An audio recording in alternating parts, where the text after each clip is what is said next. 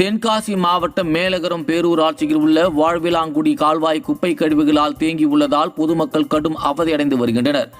விடியா ஆட்சியில் பராமரிப்பின்றி இந்த கால்வாயானது பிளாஸ்டிக் குப்பைகளால் ஆக்கிரமிக்கப்பட்டுள்ளதால் சுகாதார சீர்கேடு ஏற்பட்டு நோய் தொற்று அபாயம் உள்ளதாக அப்பகுதி மக்கள் குற்றம் சாட்டியுள்ளனர்.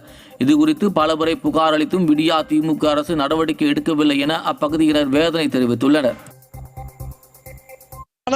நடவடிக்கை தீர்வு பலமுறை மாவட்ட ஆட்சித்தலைவருடைய அலுவலகத்தில் புகார் கொடுத்தும் நடவடிக்கை எடுக்கல.